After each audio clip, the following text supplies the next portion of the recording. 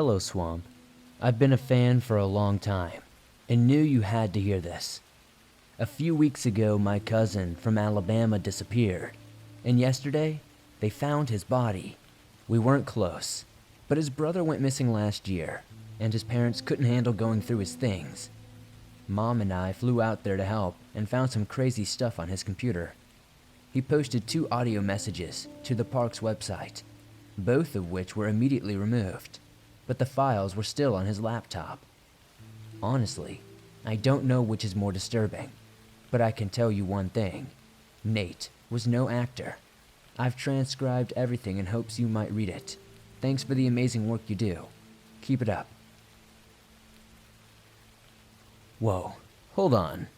Okay, it's working now. Hello. My name is Nate. I'm 26 and I've been a park ranger in Alabama for almost a year. If you're hearing this, I'm either dead or missing. Hopefully, dead. I recorded this message 3 days ago, but didn't make it back in time to cancel the upload. This is a confession, a warning, and a farewell. Please don't look for me. I was the black sheep in my family. There's no excuse or trauma to blame. My parents were great. My older brother, Eric, was not a bully. I'm just a lazy klutz, if I'm being honest. And why not? There's no reason to lie. Most people won't believe a word of it anyway. Hell, I barely do. It's important you understand I'm not a paranoid loon locked in a basement. My world revolves around logic and facts. I never believed in Santa or thought any sort of monster was under the bed. Not even once. This is so you understand, I'm not exaggerating. I don't scream ghost when a door slams. I don't see things from the corner of my eye. Each denial you're about to have, I have had myself. Each question you're about to ask, I have asked. I'm going to start at the beginning, but even then, it may not be enough. That's okay. You can believe me later. If you ever find yourself lost in the woods, something you learn here just might save your life. It began in April of 21. My drinking was out of control, and I was on thin ice with my boss and girlfriend. It felt like I was past the point of no return, idly waiting for the end. Looking back, it sounds pathetic. I should have stopped drinking. I should have apologized to Jen when it mattered. We would have, well, shoulda, coulda, woulda, am I right? Let's put aside the lies I told to continue drinking the focus on the key details. As you can see, I'm a straight shooter. I'm not here to mess around, so I'll admit I deserve to get fired. Bartending is a horrible career for a budding alcoholic, and I'm shocked it didn't happen sooner.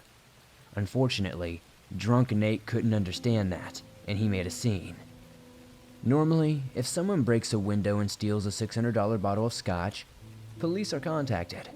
When you live in nowhere, Alabama, parents are called and money is exchanged. Unfortunately, it was the last straw for Jen. My stuff was packed and waiting for me when I finally stumbled home. Not that I remember, that's just what I learned upon waking up in my childhood room. These events were what led me to my exceedingly fragile sobriety. If I didn't want to spend life asking, "Do you want fries with that?" I had to work with my brother. No one else would take me. Park ranger life suited Eric. He was made for the outdoors. Me, not so much. But it meant a place to live for the summer. They like having staff on site for the busy season, though people with families are generally displeased with the idea. A few white lies and blatant acts of nepotism later, I was starting my first day on the job. I was exactly 14 days sober when Eric gave me the grand tour, and I do mean grand. We barely covered our territory before quitting time. The whole first week was dedicated to learning my way around. He didn't start easing me into the weird stuff until the second week, and that, my friends, is where the story really begins. Remember, at this point I'm still barely functioning alcoholic, desperately resisting temptation every second, and I didn't play it off well. Eric saw me struggling and did his best to help. He tried to distract me with shop talk. I was expected to know a few basics, and even he was bored. It didn't seem unreasonable to think he would stretch a few details to get my attention. Until then, my lessons consisted of witch hikes and berries were dangerous. Now, it was what to do when someone goes missing. Not if, mind you, but when. How often do you think people go missing in a state park? Not lost, but missing, as in never seen again. Because I thought 2 per year was an extreme guess, but it's insanely naive. Last year, in our park alone, 138 people vanished. It was hard to wrap my head around. That's a massive number. How could so many disappear in one place without being all over the news? Well, a couple things contribute to this, but the answers are far from satisfying. Our statistics are nothing compared to the bigger parks, which would make sense if those places were getting the expected attention. But they're not. Some of their numbers are triple ours, yet there's hardly a word to be found. There's a surprising number of reasons people won't report a disappearance, but those with active warrants or lacking citizenship are the most common. Personally, I prefer jail or deportation, but to each their own. The point is, even if we ignore those, there's more than enough to justify an investigation. You'll learn the rest as we go. I have much to say in precious little time. Eric saw my skepticism and showed me the lost and found cabin. Some of the stuff in there dates to the 1970s. That's 50 years of missing people. Inside, he went to the more recent finds and opened a bin labeled D Hill 719. It contained reports from the Dillon Hill disappearance. That July, a family of 4 drove up from Montgomery for a weekend of camping. Their son was 9 and the girl was 6. They checked in on a Sunday morning and chose the campsite closest to the Welcome Center. Families always do it because it feels safer. On the 3rd day, Mike Hill rushed into the office, frantic, saying his son disappeared. He and his wife were adamant Dillon vanished. He wasn't abducted, he didn't wander off, he vanished. Sherry was preparing lunch while Mike watched the kids. They were never out of sight until Dillon ducked behind the tree of a particular dense area. Even before his sister caught up, Mike was on his feet. When interviewed, he said it was like the darkness of the thicket that initially bothered him. There were dense patches everywhere, but none so dark as where his son had entered. Over the next few weeks, park rangers assisted with search and rescue operations while doing their best to comfort the grieving family. But they knew it was too late. The ones who seemed to vanish into thin air are never really found. You probably think that I thought that the parents were responsible and coached their daughter to lie, right? It's technically possible, but the kid was 6. I read the transcript from her interviews, and kids aren't that good at lying. Even if one could keep a straight face, they couldn't handle a convoluted story, especially not for several weeks under intense pressure. When asked if she or her brother had met anyone else at the park, she claimed someone with backwards arms and long feet stood outside their tent the night before. Eventually, it was determined that she saw a man, but her imagination invented a monster after losing Dillon. It seemed like a reasonable explanation until I heard similar reports of things from other guests. It's not always a kid, and there aren't always creature sightings, but when there are, it's always the same description. People from all over the globe have described an emaciated animal with long, canine-like feet, no hair, and strangely bent arms or possibly wings, but I'm jumping ahead a little. I don't believe a word about monsters. I thought it was a gag for noobs. My first personal experience was 2 weeks later when a woman went missing. It was June 5th, and I had just moved into a staff cabin the week before. Being sober was still a challenge, but there were whole hours I didn't think about drinking. Having my own place helped immensely, but Bethany Anderson almost pushed me clear off the wagon. This is what made me understand lives were resting in my hands. If I missed a sign or a clue, I wasn't built for that kind of pressure. My focus should have been on her, but it was on a rabid monkey relentlessly clawing my back. That's also the day I found an AA group. If nothing else, it worked for the fear of returning. Beth and her boyfriend were camping for a long weekend, but they got separated on a hike. Grady claimed they were only apart for just a few minutes, but when he walked back to join her, she was gone. The trail didn't diverge at any point, and everyone she knew agreed that she wasn't the type to wander off. Her partner believed a tall, deformed man took her. There were several times on the first night when they heard rustling nearby.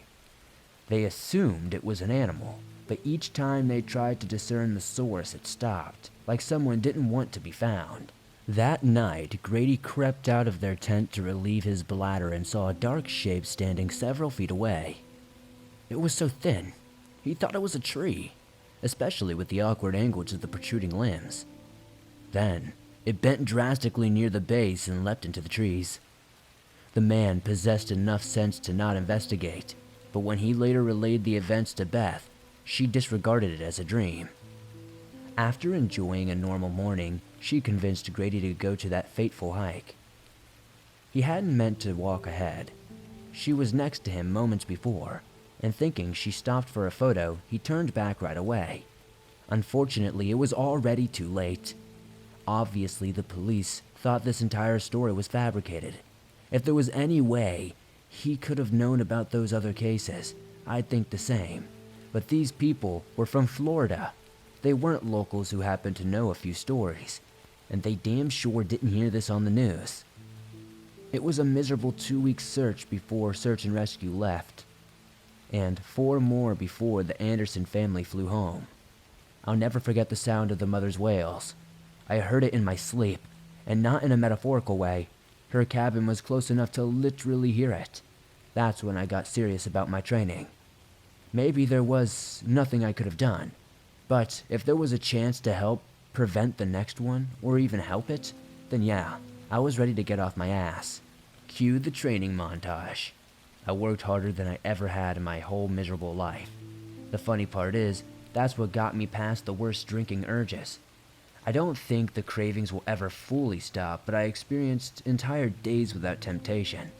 By August, I felt like a real park ranger. I was trusted to work without supervision, and my coworkers no longer saw me as Eric's screwed up little brother. I was part of the team. Life was too good. I should have known disaster was coming. On Friday, August 13th, everything went to crap. I think the date was coincidental considering how often it happens. But you never know. It was my last 2 weeks living at the park, and if I didn't find an apartment soon, I'd be back with my parents, which is obviously not ideal. There's a kitchen in the welcome center where we have lunch, and that day I ate with Eric and Terry. She's a lifer, and could fill a book with all the strange stuff she's seen. The main reason I didn't have an apartment yet was laziness. The research alone is a long, tedious process. I avoided it by asking if anyone knew a good place to rent, and surprisingly, Terry did. It was a small house only 10 minutes away, but the landlord was leaving town the next morning and wouldn't return for 3 weeks. Instead of living with my parents for a week like a reasonable person, I was an impatient pea-brain. The world would end if I didn't immediately go get those keys, and as usual, Eric went out of his way to help. He was scheduled in the welcome center with Terry, but she agreed to cover for him. When we finished the last task, I was an hour ahead of schedule, but before I could feel too relieved, our radios crackled to life. There were multiple reports of a bear near Campsite C. They wanted us to go investigate, and if that was my worst delay, everything would have been fine. We drove to the location, figuring the animal was long gone, but couldn't risk tourists crowding one for a selfie. After scanning the area, we left the trail and advanced slowly. We only needed to ensure it wasn't loafing nearby. It made sense to spread out, but there was no more than 15 to 20 feet between us. Plus, I glanced over often to match his pace, and it was never difficult to see him. Not until he vanished, that is. I still don't understand how it happened.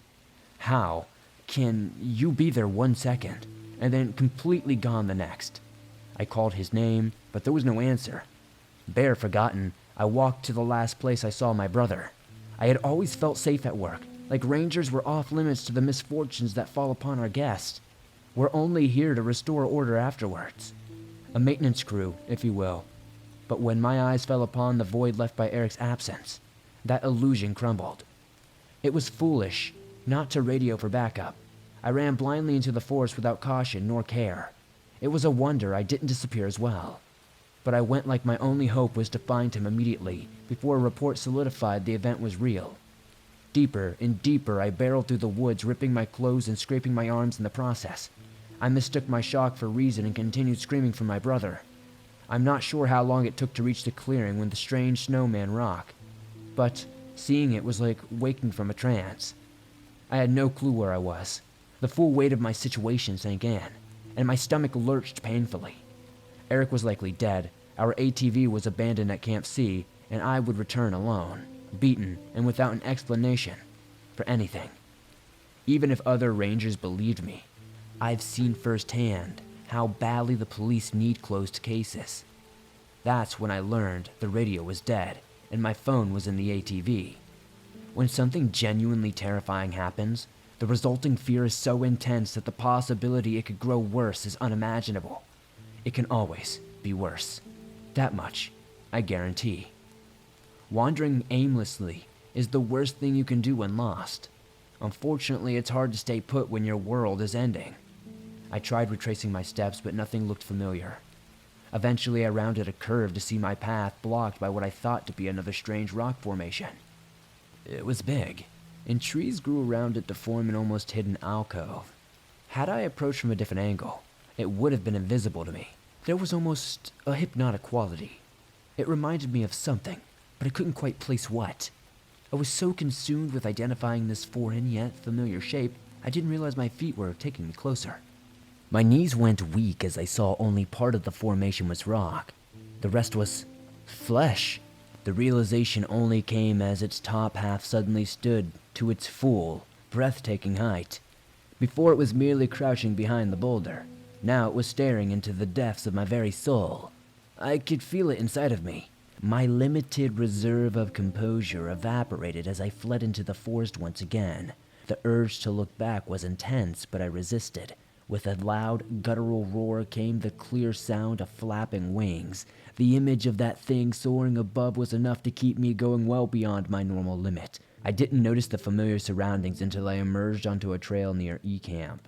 I was quickly spotted by a fellow ranger who informed me it was almost 7 p.m. That's when I noticed how low the sun had sunk and how close I was to being lost out there in the dark. Eric was still missing, obviously, and our search efforts were already underway. I was forced to recount my story to the police before speaking with friends.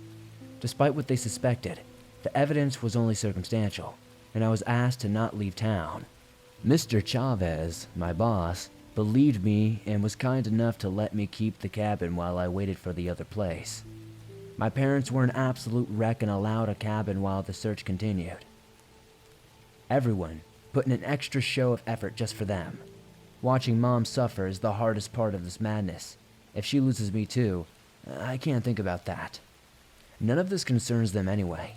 The parts you, whoever you are, need to know happened after I finally made it home that night. Well, Saturday morning, technically. The unexpected knock at my door was timid but frightening. It froze me in place while I imagined that creature waiting on the other side. Had Terry not called out, I would have not moved. It had started to rain, and flashes of lightning hit the sky. I invited her in and fetched a clean shovel. She dried off while the coffee brewed, and we talked for hours as the storm raged outside. Not only did I recount my story, but she told me much more about the disappearances than Eric had. I'm not sure if he had known or not. It's possible he didn't want to scare me more than necessary. Maybe it's a testament to the selfishness that I only cared about research when it concerned my own brother. But it never occurred to me before that moment. Terry showed me more subreddits, YouTube channels, and podcasts than I could count. She explained something people referred to as the missing 411. I'm going to do my best to pass knowledge on to you, though there's not enough time to read every piece of evidence I've uncovered over the last several months. The best I can do is point you in the right direction, but hopefully anyone who hears this will decide to stay the hell away. If one types in missing 411 into Google, a plethora of films and documentaries appear. A cursory glance leads one to believe these are fictional horror stories. If you skim a few articles, it starts sounding like some grand-scale human trafficking ring.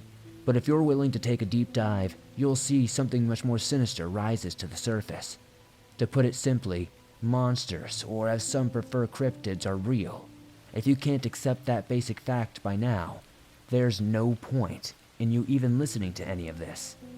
You can't look at the missing 411 as a whole. That's a rookie mistake, full of false leads and deadly misconceptions. Yes, as records of the missing are gathered from across the globe, there are many commonalities. But this is not a singular monster or mystery with a singular answer. It's a collection of thousands, probably millions. Every case must be considered individually to determine what's at fault. It is common for large forests and mountain ranges to house multiple creatures, whether this is a skinwalker, a wendigo, a dogman, or as in this case, a Vetti. It's vital to prepare for the right creature. Please understand, those are just a few examples. It would be impossible to list all the known cryptids. That's why the best course of action is to avoid them completely. Damn, I'm almost out of time. I must tell you about the Vetti before it's too late. Terry and the other lifers were only able to identify it 2 years ago when she found one of the missing. She was alone in a remote area of the park when it happened. Some kids left their trash behind and a chip bag was tangled in a bush just off trail. When she retrieved it, she noticed candy wrappers a little further in, so she got that too. Then she saw a water bottle, and it wasn't until the following soda can that she realized how far away the litter had taken her. Realizing her mistake, she turned back to see Jason Fuller, a ranger who disappeared 6 years prior, blocking her path. He was injured and filthy, yet not a day older. Terry struggled to avoid the word zombie, but that's exactly what it sounded like until she relayed their brief conversation. He claimed to have escaped captivity and was trying to convince her to return with him so they might help the other hostages. Terry said pure malice exuded from him in waves. Too frightened to refuse, she asked him to lead the way. The thing wearing Jason's skin gave a sick, evil grin and walked past her. She held her breath as this thing's rotting stench wafted in her face, and the moment his back had turned, she fled. The sound she describes coming from him was eerily reminiscent of what I had heard hours before. She was barely able to make it to her ATV before he was on her heels. She reported the incident at base camp, and the old-timers filled her in, just like she did for me, except she had provided a missing link in their information. Knowing what hunts, you can be the difference in life and death. That night, 27 men went into the forest. Only 16 returned. But Terry was told she wouldn't see Jason again. There are hundreds of cryptids with information available, but we got stuck with a rare one. Most monsters are born as what they are, but Vetti are created. They begin as humans, when someone suffers unimaginable anguish, the type bred from years of brutal torture or a life of enslavement. They become consumed with fury and hatred. When they are finally granted the sweet release of death, their souls are doomed to wander the earth as vengeful spirits. They know nothing but the desire to share their endless pain with others, and that pain is like catnip to harpies. So harpies are real, but I don't have time to make this a double creature feature. You can research those for yourself. Information on what the harpies do after locating the spirit is vague, but whatever it merges with or transforms to, the result is a Vetti. These things exist purely to cause misery. They should be avoided at all cost. Destroying one is extremely difficult, but bearing a few exceptions, they normally hunt alone. Their bloodlust isn't the most dangerous aspect of these creatures. They can do much worse than kill. No one is sure of the commonality between victims, but on rare occasions, such as with Jason Fuller, the corpses are possessed. I know my brother is dead. That's why I keep studying and searching. I need to confirm Eric's body isn't being used, and to put whatever I do find out of its misery. If I die in the process, so be it, but I'm taking that thing with me. If I can take it down with hollow points, I'll let fire take care of the rest. I have a shovel, 2 cans of gasoline, plenty of ammunition, and a few blades for good measure. If I don't make it back, I'm sorry. I wish I had been a better son and brother. Posted 1 hour later.